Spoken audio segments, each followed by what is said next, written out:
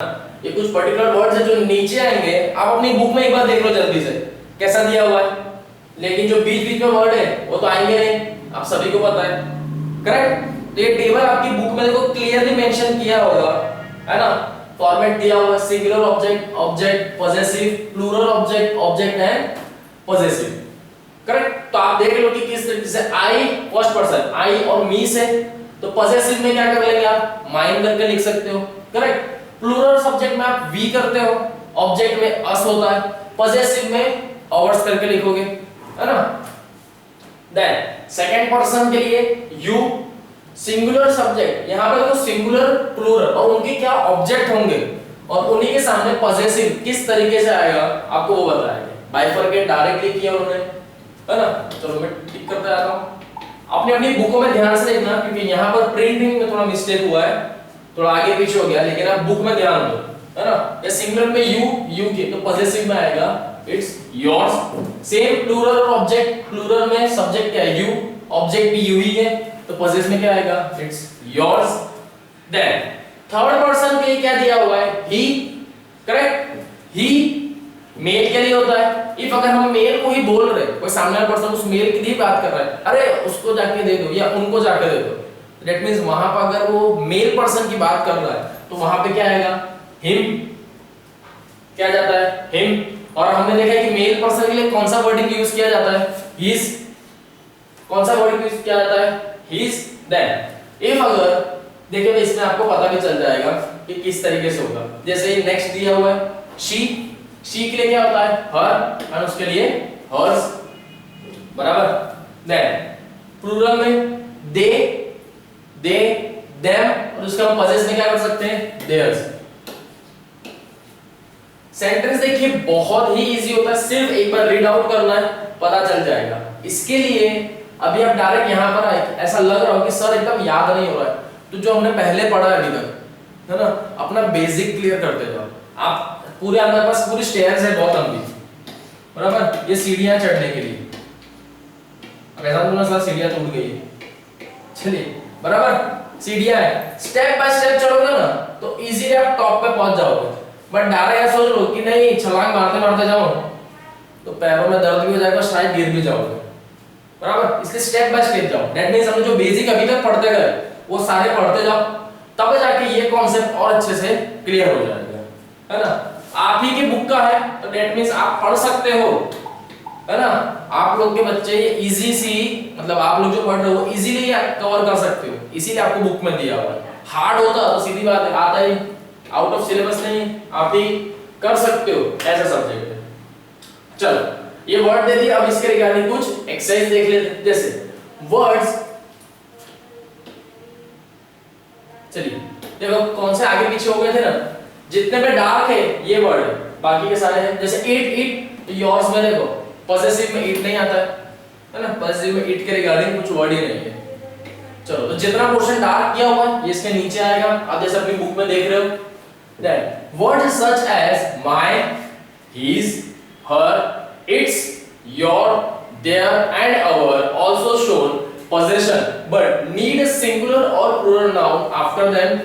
For this reason they are sometimes called possessive adjectives. Correct. Sentence से समझ में आ रहा होगा क्या है।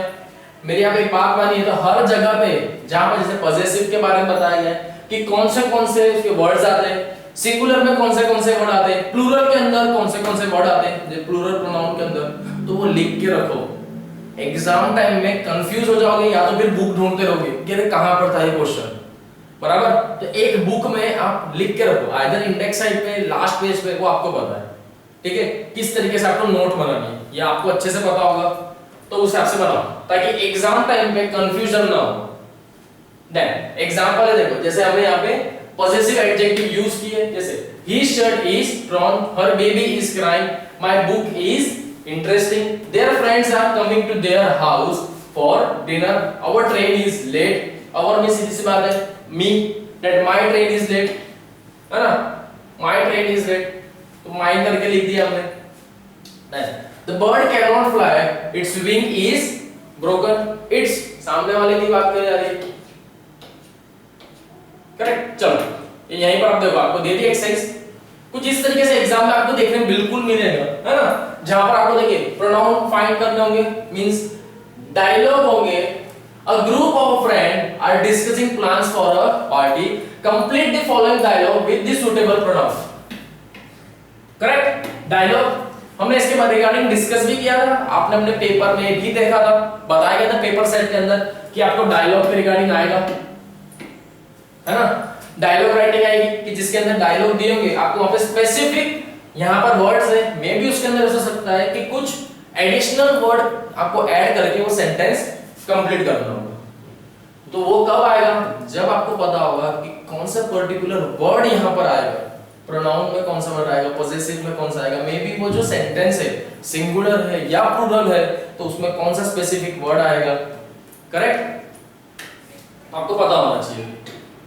सो ये सारे वर्ड्स है him, it, he, our, mine, I, she, you, we, us, they and her, ये आपको सारे वर्ड्स दिए हुए यहाँ पे। चलिए, तो इसी में से पर्टिकुलर कुछ ऐसे वर्ड्स जो यहाँ पर आएंगे, सेंटेंस आपका कंप्लीट होगा। चलो, then do not forget to use a capital letter when writing a words that beginning a sentence। ये तो कॉमन सी बात है, आप सभी को पता ही होगा कि सेंटेंस के स्टार्टिंग में ग्रामर के अंदर नहीं, आप कहीं पर भी जाओ, है ना, कोई भी सब्जेक्ट में, अगर नॉट इन हिंदी गुजराती है, हिंदी गुजराती संस्कृत मत जाना, वहां की बात नहीं कर रहा हूं, नहीं तो बोलेंगे सर हर जगह कैपिटल।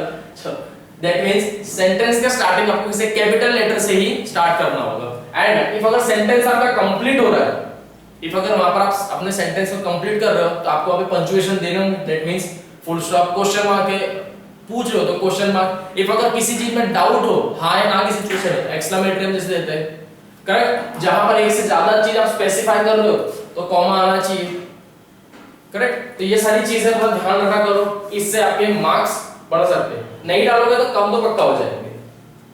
चलो, देन कैरेक्टर में यहां पर दो दिए, Bhim and Nadia. Bhim, let's organise a birthday party for Gita next Sunday, what do dash think, what do dash think. Now सामने वाले क्या बता रहे हैं, व्हाट डू यू थिंक, क्या बोलते हो कि हमने करना चाहिए या नहीं, है ना, सामने वाले क्या बोलेंगे, क्या भाई ये करना चाहिए या नहीं। चलो देखो यहाँ पे जैसे आपका आंसर सारे दिए हुए, इसी में देख लेते हैं। जैसे Bhim, I don't mind but dash was raja. देखिए अब यहाँ पर जो इट वाज यूज किया हुआ है ना, इट वर्ड यूज किया हुआ है, इट किसके लिए आया, देखो नादिया एंड भीम। नादिया जो है क्या है, पता है, फीमेल, भीम मेल है, लेकिन जब थर्ड पर्सन की बात की जा रही है ना, यहाँ पे क्या है, थर्ड पर्सन आया है, तो उस थर्ड पर्सन के लिए क्या यूज कर दिया है, इट, है ना। It was Raja who first suggested this, so let us ask him. Him मतलब कौन, देखिए जब भी आपको हिम दिखेगा समझ जाना कि उसके पहले जो वर्ड आ रहा है वो उसी के लिए बात की जा रही है, करेक्ट, उस सेंटेंस में जिसका नाम आ रहा है मतलब उसी के लिए बात की जा रही है, लेकिन किसको पूछना चाहिए, राजा को। If he is, if let us ask him, then if he भी कौन हुआ, राजा ही, if he is free on that day. Nadia, who all should we invite।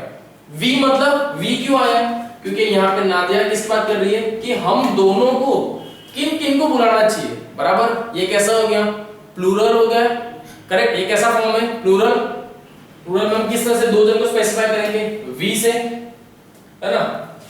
Then Bhim, Ravi want be here, Ravi want be here, Ravi का नाम आ गया, सीधी सी बात है, पर्टिकुलर क्या है, ये मेल है, so he is going to Lucknow to see his aunt, he that means Ravi। then Nadia, what about the food and drinks, question mark है, should we जब कब आ रहा है, जब वो दो जन एक साथ आपस में बात कर रहे हैं, ऐसा होता है ना, अरे एक काम कर, अपन दोनों ये काम कर लेंगे क्या, या अपन दोनों से ये होमवर्क कंप्लीट हो जाएगा। जब अपन दोनों यार अपनी बात करते हैं, हम एक दूसरे को स्पेसिफाई करके कुछ बात करते हैं, तब उस पर्टिकुलर जगह पर वी आता है। Shall we do this or not, है ना, क्या हम ये कर सकते हैं, that convert it into English language, shall, can we do this or shall we do this, बराबर। सो वी आया यहाँ पे, bring cooked food from home और should we buy it from the market. It मतलब अलग जगह गई, buy it from the market. Then Bhim, I think buying the food would be too expensive. Let each one of us brings one food. देखिए us word कब use किया जाता है? जब हर एक पर्टिकुलर पर्सन को, है ना, हर एक पर्टिकुलर पर्सन को स्पेसिफाई किया जाए, हर एक के लिए स्पेसिफाई किया जा रहा है यहाँ पे। जैसे भीम, नादिया, जितने भी यहाँ पर कैरेक्टर है ना, जितने भी यहाँ पे कैरेक्टर है उन सभी को स्पेसिफाई किया जा रहा है। अस में मतलब हम भी हो गए, हम बोलते ना, अरे हम लोग वो कर लेंगे काम, सो वी, दैट अस भी आ सकता है, correct. So let each one of us bring one item. बाकी सब की जगह पर कोई एक पर्टिकुलर पर्सन का जिम्मेदारी ले रहा है। ऐसा होता है ना, हाँ मेरे वो सारे दोस्त कर लेंगे काम, जो भी है वो हो जाएगा, या हमारी टीम ये कर लेगी पूरा काम, दैट वी विल डू, है ना, और अस bring one item. Again Nadia, how do you think, you यहां पर किसकी बात की जा रही है? सीधी सी बात है, ये दोनों बात कर रहे हैं आपस में, है ना, भीम और नादिया, तो यू किसके लिए यूज हुआ है? सीधी सी बात है, भीम के लिए। How do you think can arrange a music system for playing music? Question mark. That I would have brought mine. Mine means उसका खुद का, but it was gone for repair. लेकिन वो चीज जहां पर वो चीज आई, but वो तो रिपेयरिंग में गया हुआ है। बराबर। ग्रामर को देखिए आप अपने ओन लोकल लैंग्वेज में ट्रांसलेट करो तो बहुत इजी हो जाएगा। Then Bhim, don't worry, my neighbor have one. मेरे नेबर के पास एक है। Dash are nice people. याद रखना people वर्ड कब यूज होता है? एक से ज्यादा लोग हो ना तब people यूज होता है। people एक ऐसा वर्ड है कि जहां पे एक पर्टिकुलर पर्सन के लिए people नहीं आता। people कब होता है? एक से ज्यादा, तो peoples तो कभी नहीं होगा, people ही होता है। बराबर। सीधी सी बात है, आपको people दिख रहा है, that means एक से ज्यादा है, तो वहां पर हम क्या यूज करते हैं? they, प्लूरल नाउन हो गया ना, तो यहाँ पे क्या आएगा? they, that। if I request, I मतलब कौन? भीम, है ना, वही बात कर रहा है ना। ऐसा होता है ना, हाँ मैं उनसे बात कर लूंगा, मैं I, है ना, मैं खुद, that। if I request them, उनको, तो वो लोग they would surely lead it to me, है ना, that। Nadia, that's good। now coming back to our list। our मतलब हमारी खुद की जो लिस्ट है, our list। who else should we invite? Again वापस वही पॉइंट पे आ गए, we that means us, हम दोनों को करना है। I think we can invite Rose who joined our school last week। Rose, correct? Rose, सीधी सी बात है। अब अगर सेंटेंस में डाउट हो रहा है कि यार ये कौन सा आएगा, तो चलो यहाँ तक पढ़े, यहाँ पे डैश है। Then seems to be a friendly girl। Girl that means she, क्योंकि नाम ऑलरेडी आ चुका है, नेक्स्ट क्या आएगा? she, एक पर्टिकुलर पर्सन की बात है इसलिए। Then Nadia, okay, so dash will invite dash। we मतलब हम लोग पहले किसको इनवाइट करेंगे? हर मतलब लड़की के बारे में बात की जा रही है ना, लड़की के रिगार्डिंग बात है, फीमेल इसलिए हर आएगा, करेक्ट। What about Sanjay? देखिए Sanjay that means male person की बात है। I think he get, Sanjay is a male इसलिए ही आया है। he get along well with Gita, Gita देखिए मतलब फीमेल है, and with all of us। he is good at organizing games and is also good at cracking jokes। he will entertain us and make us laugh। us मतलब बाकी सब लोग आ गए, है ना, he मतलब कौन? संजय की बात कर रहे हैं यहाँ पे। then Bhim, let's ask both Rose and Sanjay. देखिए यहाँ पे दो कैरेक्टर आ गए, अब उनके रिगार्डिंग बात हो रही है। Let's ask both Rose and Sanjay if they means Rose and Sanjay would like to join our party, है ना, क्योंकि पार्टी कौन दे रहे हैं? ये लोग, तो हमारी पार्टी में, our party. It will be nice if dash agree, कौन? ये दोनों, इन दोनों की ही बात कर रही है, इसलिए वापस क्या आ रहा है? दे कब हम स्पेसिफाई करते हैं? जब हम सामने वाले पर्सन की बात करते हैं और वो भी एक से ज्यादा हो, तब आप क्या यूज करेंगे? दे, correct.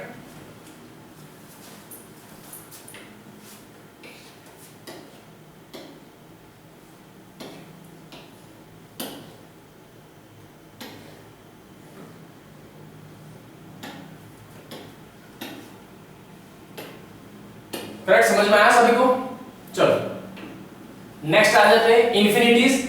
In English, infinities are verbs that do not change with a change in the sentence or form of the main verb. Now, infinity may be base verb that needs a to along with them. Just like example में समझना, some infinities may not need a to before them. Just like infinities can be used after a noun, pronoun, adjective or a main verb in the statement as well as in the question form. Clear हो गया यहाँ पे infinity क्या है, किस तरीके से उसे यूज किया जाता है। आफ्टर बोला गया मतलब नाउन, प्रोनाउन, एडजेक्टिव और जो मेन वर्ब है ना, जो मेन है उसके बाद में जो यूज होता है वो क्या होता है, इंफिनिटी। बराबर, मतलब एकदम आखिरी में देखने मिलेगा आपको। चलो, जैसे कि ऐसे सारे सेंटेंस है लिख लिया करो, बराबर, और उसमें क्या स्पेसिफाई होगा वो भी है। जैसे verb which need a to before them to infinity, correct. जैसे एग्जांपल है we are ready, we are ready, correct. सारी चीजें आ गई, नाउन प्रोनाउन भी आ गया आपका, करेक्ट, एंड एडजेक्टिव वर्ड भी आ गया।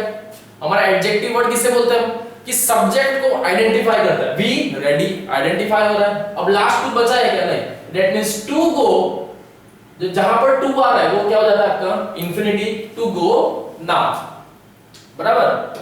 चलो, तो अब यहां पर देखिए complete the following sentence with a two plus infinity.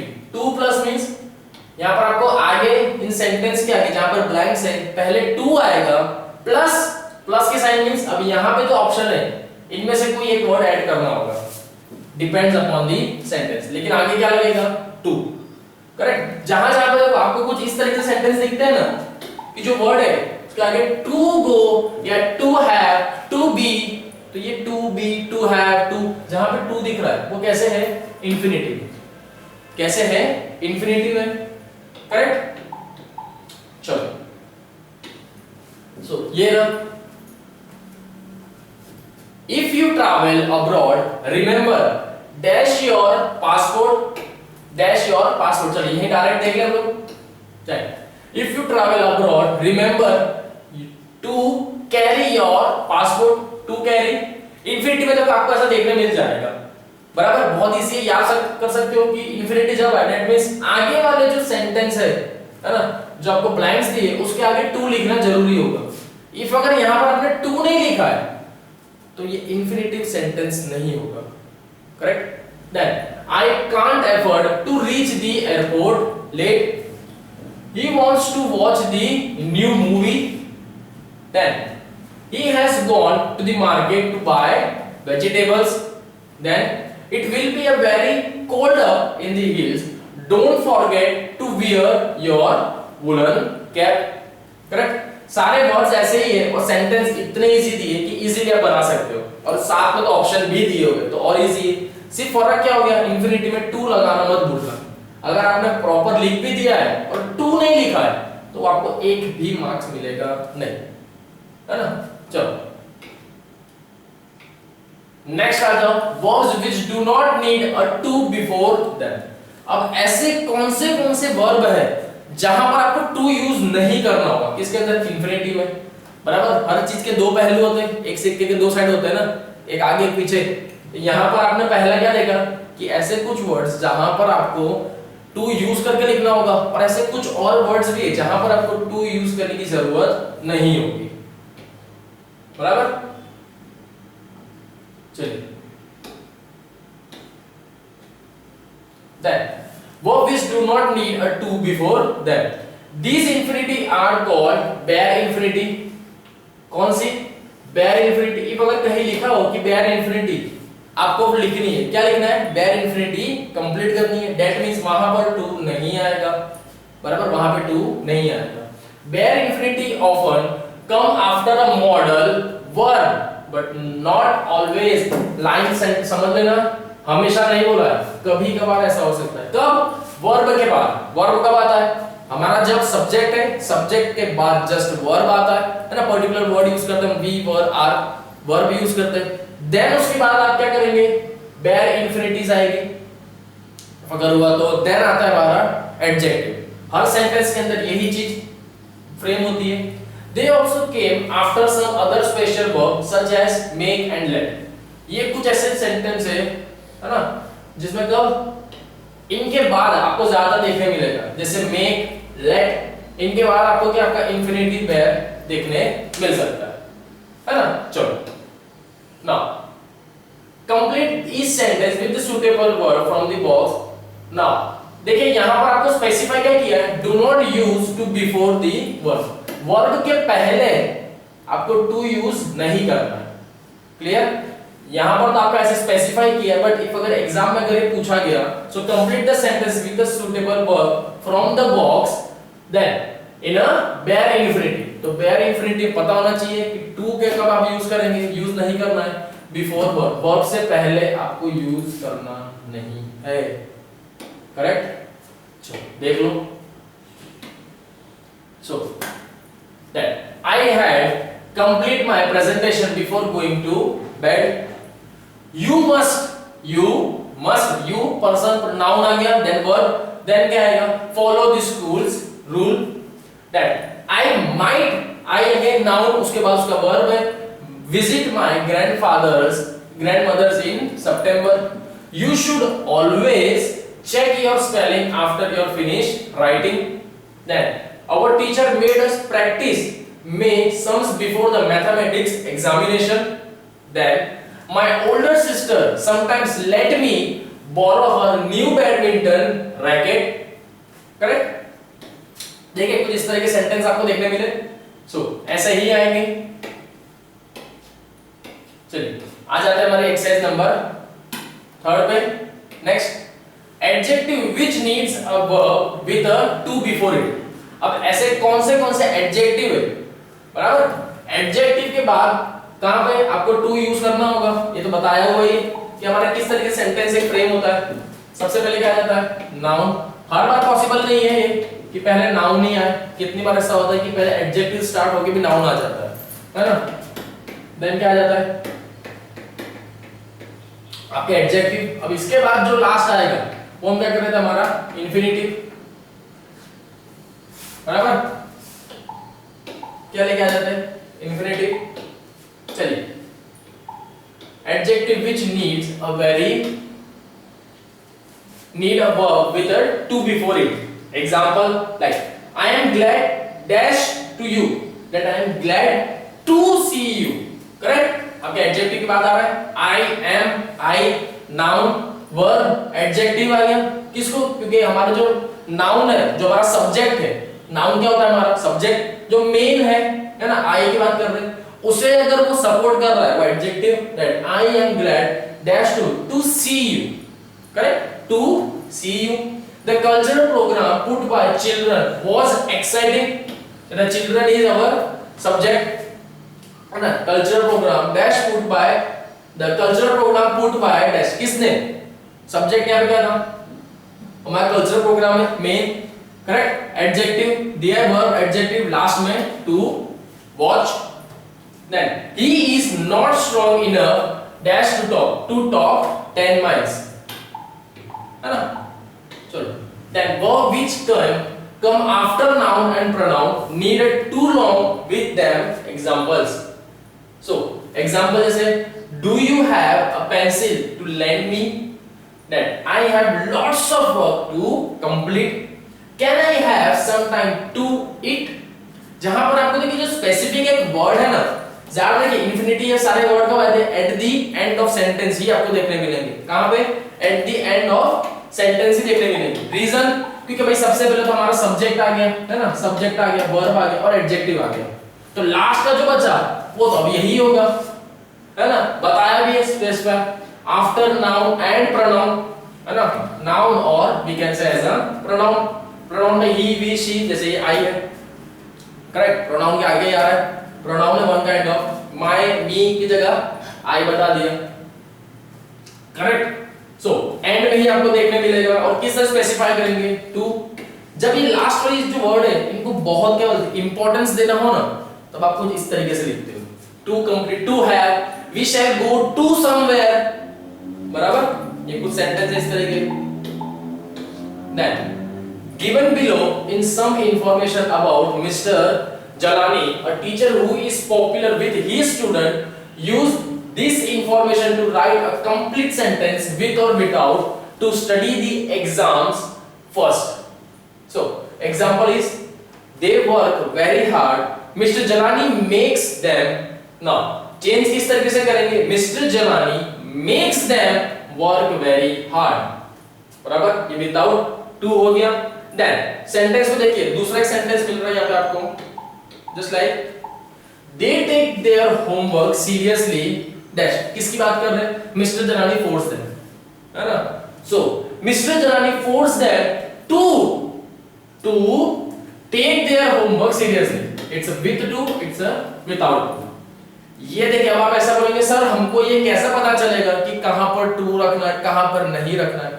तो भाई ये आपको सेंटेंस रीड करके आना चाहिए, क्योंकि ऐसा आप लोग इंग्लिश मीडियम में हो, और इफ अगर मैं ऐसा कहूं कि गुजराती मीडियम वाले भी अगर है इसमें, तो स्टिल इतना तो बेसिक आना ही चाहिए आप लोगों को. आप लोग अभी ऐसे डायरेक्ट 10th में नहीं पहुंचे हो, करेक्ट. तो फिलहाल यहां पर आपको वैसा चीज नहीं बता सकते कि बेटा टू कब आएगा, किस तरीके से आएगा. जैसे हम हिंदी के अंदर जैसे कुछ आप अपने जो भी लोकल लैंग्वेज में बात करते हो, आपको पता होता है कौन सा शब्द कहां पर आना चाहिए, उस हिसाब से ही बोलते हो. जैसे अभी मैं भी आपको जो चीज बोल रहा हूं, मुझे पता है कि कौन सा शब्द किस जगह पर आना चाहिए, तब जाके वो प्रॉपर आपको समझ में आएगा. सेम वैसे ही है कि आपको इंग्लिश में भी कुछ कुछ ऐसे शब्द होते हैं जहां पर तो स्पेसिफिकली आना ही चाहिए. जैसे mister Jalani force them take their homework, take to take their homework. बताया ना कि आपको उस वर्ड को अगर बहुत इंपॉर्टेंस देनी हो तो आपको जिस तरीके से लिखेंगे. या mister Jalani makes them, to makes them जरूरत ही नहीं है, मेक्स देम डायरेक्ट ही आ गया हमको. Them work very hard. बराबर.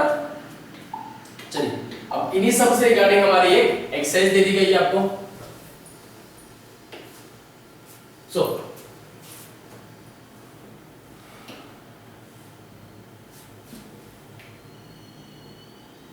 just a second, like them. Exercise number 30 है ना हमारी अभी. चलिए ठीक है, तो फिर क्वेश्चन देखना पड़ेगा, फिर इस पे आएंगे. So they do a lot of research on the internet. Mister Jalani makes them. तो इस सेंटेंस को चेंज किस तरह से करोगे? Mister Jalani makes them do a lot of research on the internet. Correct. देखिए, हमने अभी आगे पढ़ा था कि कुछ कुछ सेंटेंस ऐसे है कि जहां पर आपको यूज करने की जरूरत नहीं होगी. जैसे मेक आगे हमने पढ़ा अभी, देखिए एग्जांपल में दिया था विदाउट टू. जहां पर मेक इस तरह से वर्ड आ रहे हैं तो वहां पर आपको टू करने की जरूरत नहीं है. एग्जांपल को अच्छे से देख लो, करेक्ट. जहां पे देखिए सिर्फ फोर्स देम है, दैट मींस वहां पर टू को स्पेसिफाई करके आपको लिखना होगा. मेक आ रहा है तो वहां पर टू को लिखने की जरूरत नहीं है. एग्जांपल स्टडी करो अपना, correct. And the second one, they make models and charts to explain concept. Mr. Jalani wants them. So अब इस तरह सेंटेंस को कैसे फ्रेम करोगे? Mr. Jalani wants them to make model and charts to explain the concept. To explain the concept. Correct. कहां पर आया? यहां पर टू स्पेसिफाई किया wants की जगह पे. Then they watch videos and movies about famous personality. Mr. Jalani lets them. So Mr. Jalani lets them watch videos and movies about famous personality. Last में full stop देना मत भूलना इसमें भी. Then they do well in their exams. Their parents want them. Now the sentence comes like their parents want them to do well in their examination. Correct. पता जहां पर sentence को थोड़ा ज्यादा इंपॉर्टेंस चाहिए, इसलिए वहां पे आप टू स्पेसिफाई करेंगे. To do well. Then they have to behave properly. The school accepts them. So किस तरीके से आएगा? The school accepts them to behave properly. है ना. चलिए, करेक्ट. सो ये आपका प्रोसेस ऑफ राइटिंग है. किस चीज के रिगार्डिंग बात की जा रही है यहाँ पे?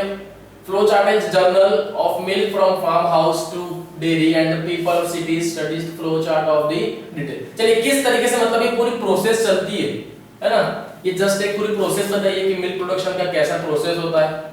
करेक्ट. डिस्क्राइब की गई है सारी चीजें, है ना. चलो तो यही सारी चीज आपको करनी होगी। So when we describe a process, we generally use the passive voice and sequence makers to describe each step in the process.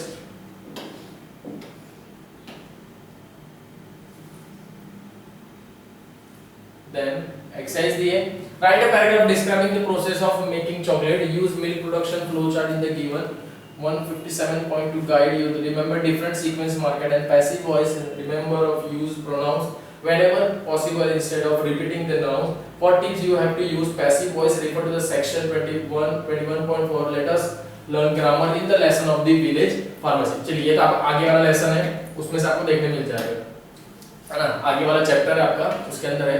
That means यहाँ पे क्या है, आपको एक सेंटेंस शॉर्ट में समझा दिया गया है, आपको इसको प्रॉपर फॉर्मेट में एक सही तरीके से लिखना होगा। ये आपकी खुद की एक्सरसाइज है, ठीक है, तो आप कर लेना। चलिए नेक्स्ट आ जाते हैं। Let us do 24.3 reading and interpreting a factual table. Given below is a table showing the average milk production in India in the last 10 year and the availability of milk पर person. भाई एक इंसान के लिए कितना milk है यहाँ बताया गया है, correct. Now study the table carefully. या चलिए आपको टेबल दे दिया गया है ना, ईयर के वाइज दिए हुए सडनली 99 2000 2001 2 1 2 2 3 3 4 4 5 5 6 7 7 8 8 9, है ना।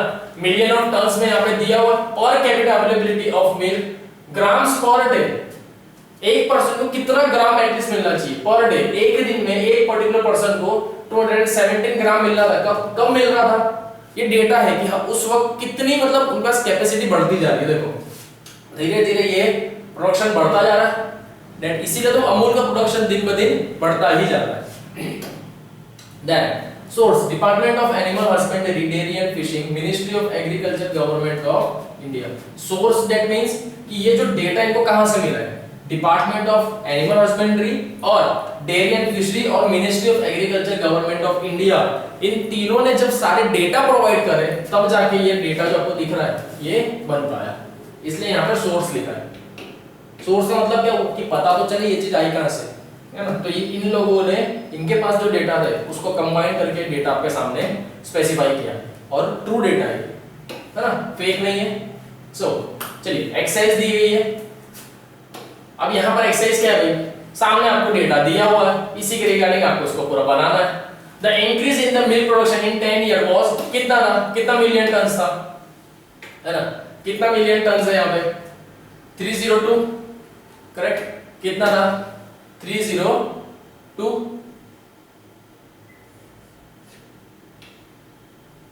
Complete fill in the blank.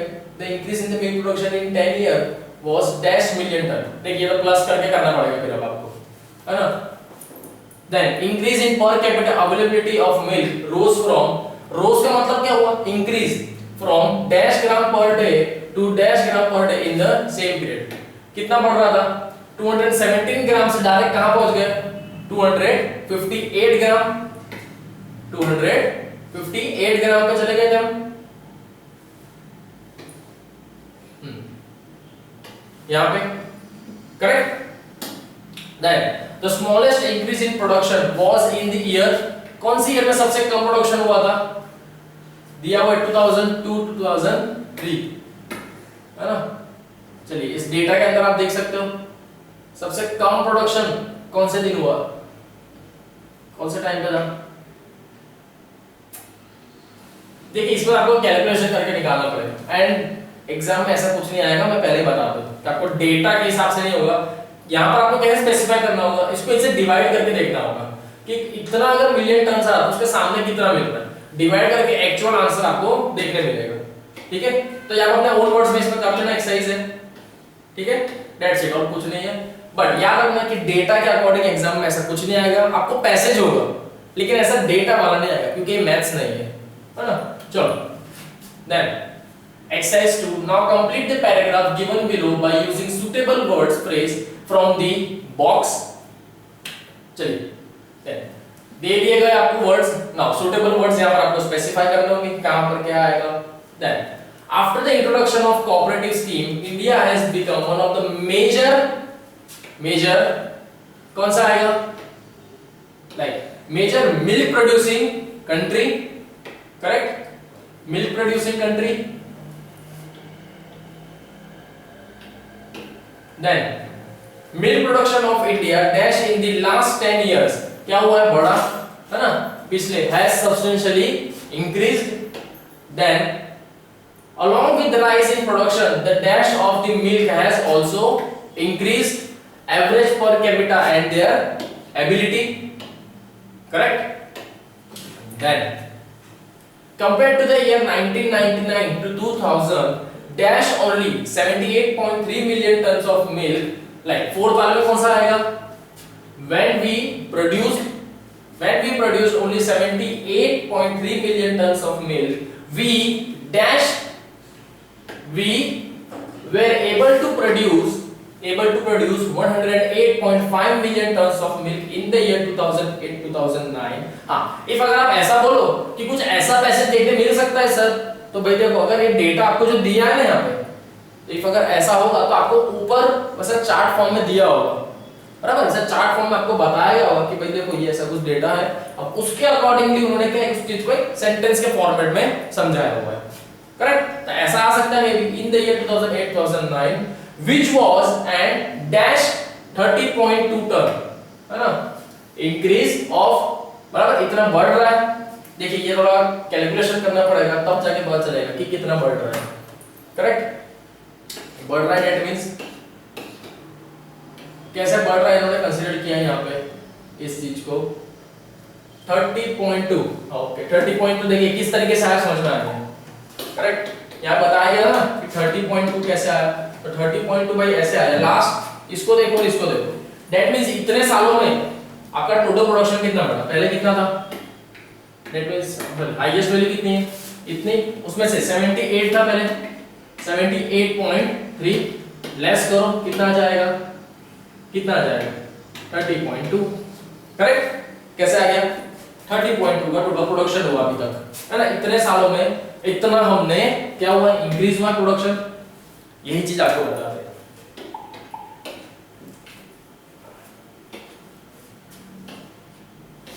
So then this dash is not sufficient because our population is also increasing substantially each year. So seventh में क्या आएगा, rate of increase, है ना। This rate of increase is not sufficient because our population is also increasing sufficiently each year. Milk is an essential component of body's diet. Babies and growing children need it more than adult. If we want our countrymen to be healthy, we should find better method of breeding,